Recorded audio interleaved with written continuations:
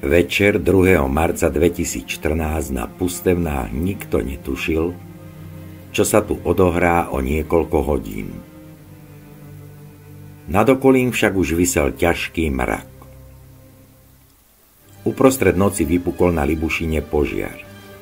Aj napriek rýchlemu zásahu vzácna kultúrna pamiatka z veľkej časti ľahla popolom. Našťastie susednú mamienku sa podarilo zachrániť.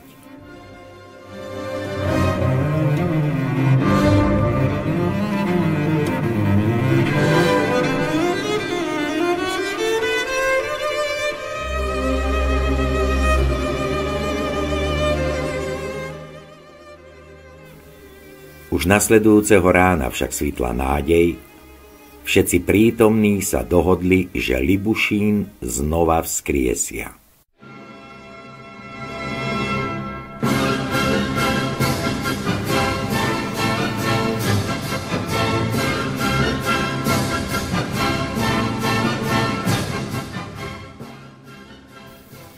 V druhej polovici 19.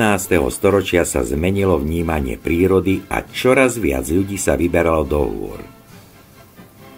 Zároveň vznikali aj turistické spolky, ktoré sa zaslúžili o budovanie chát a útulní. Pohorská jednota Radhošť v auguste 1899 otvorila na Pustevnách reštauráciu Libušín, pomenovanú podľa mýtickej kňažnej Libuše. Stala sa súčasťou už vtedy existujúceho objektu, ktorý návštevníci nazývali jednoducho krčma.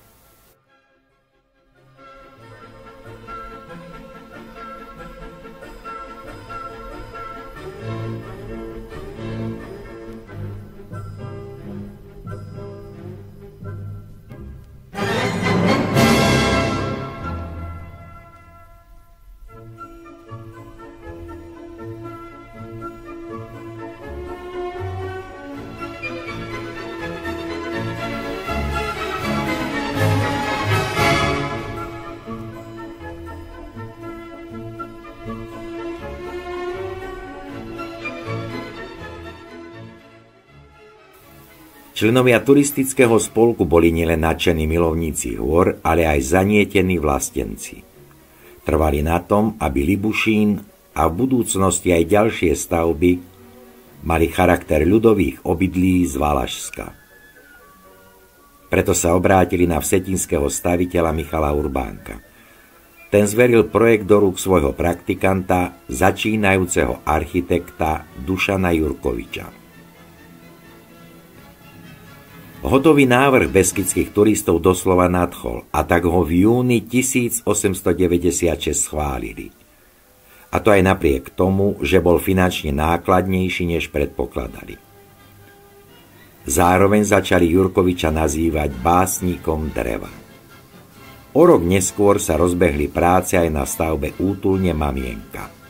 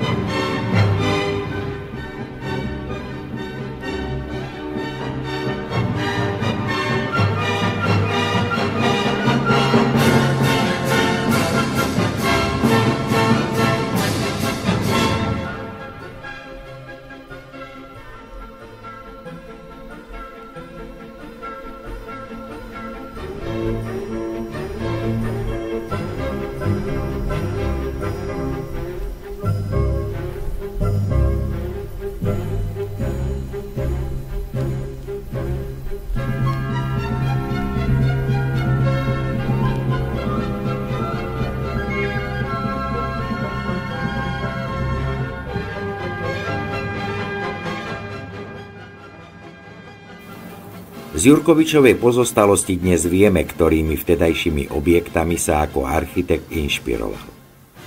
Okrem Valašska, niektoré pochádzali aj zo Slovenska.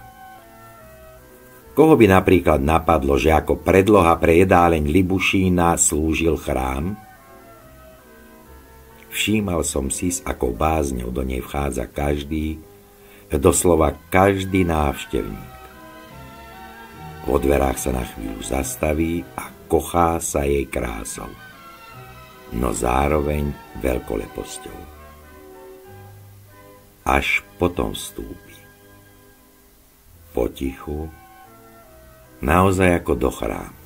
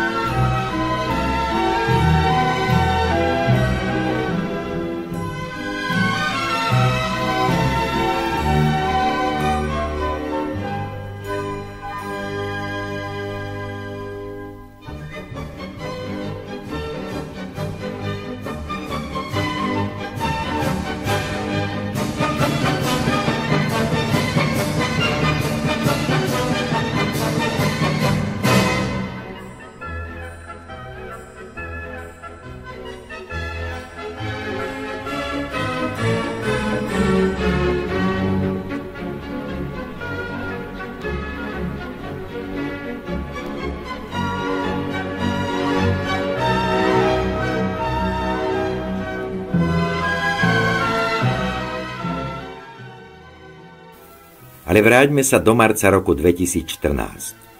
Hneď po požiari sa rozbehla nevídaná záchranná akcia. Darcovia z celej republiky zo zahraničia posielali peniaze na obnovu. V krátkom čase sa vyzbieralo vyše 10 miliónov korún.